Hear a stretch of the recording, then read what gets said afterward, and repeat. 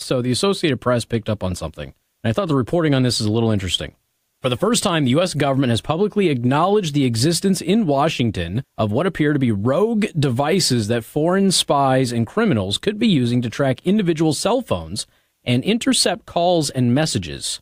The FBI uses a device called Stingray that does this, and they give it to law enforcement departments, including local ones, for free usually, so long as the data collected goes into their database. Been talking about Stingray for a number of years since it became, well, I shouldn't say declassified because it's still very classified, and the FBI won't talk about it, nor will the FBI acknowledge the technology that Stingray uses, because we have actual cases of criminals being let go because the FBI refuses to tell people how they got the information, because it is a warrantless surveillance program. The use of what are known as cell phone site simulators by foreign powers has long been a concern, but American intelligence and law enforcement agencies which use such eavesdropping equipment themselves have been silent on the issue until now. In a March 26 letter to Oregon Senator Ron Wyden, the Department of Homeland Security acknowledged that last year it identified suspected unauthorized cell site simulators in the nation's capital.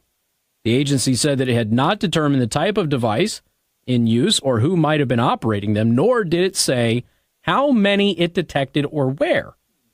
Well, given everything that has been happening with the FBI, folks, there is a part of me that's wondering if it's not a foreign government, but if it's the FBI.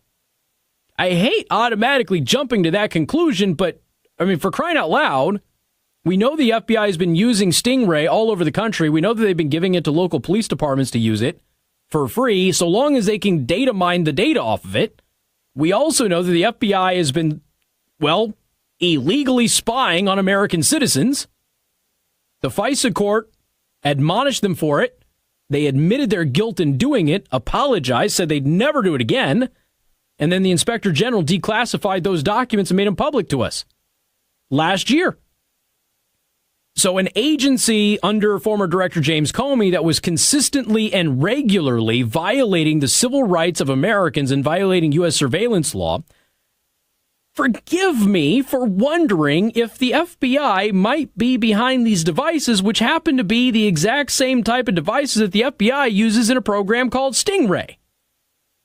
It doesn't mean it is. It could very well be a foreign government has the same technology. I would assume that they do. But there is a big part of me now that just, with everything that has happened over the past couple of years, I'm just wondering if the FBI has been doing it. To throw out that term, deep state. Sounds like the old deep throat thing, right? Like back in the Nixon years. It's like deep state. Only it's not one person. It's a lot of them. If you're the FBI and you look at some of the stuff that the FBI has been doing with Comey and McCabe and Mueller, and people are sitting here wondering, how did these guys get away with this for so long? I don't know. Did they have information on people's cell phones? Why didn't Debbie Wasserman Schultz fire Imran Awan? I don't know. Did he have information on her? Why didn't any of these other Democrats do a background check on Imran Awan? I don't know. Did he have information on them? Because he was stealing all of their emails and their documents anyway? I mean, these are just questions that I have. I don't know for sure, and I'm not proclaiming to know for sure. It's just, we're in a position now where the Associated Press is like, oh yeah, the U.S. government says these are foreign operators. And I'm sitting here going, are we sure about that? The agency's response obtained by the Associated Press from Wyden's office suggests little has been done about such equipment. Gee, why hasn't a lot been done about it? There's two answers to that. We don't want to do a lot about it because they're really ours, or we don't know who's doing it and we don't know where to begin. I will let you decide which one you think is the most plausible answer. Let's see.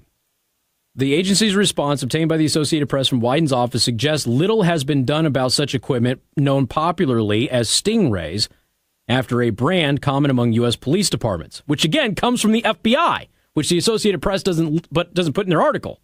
The FCC, which regulates the nation's airwaves, formed a task force on the subject 4 years ago, but it never produced a report and no longer meets regularly.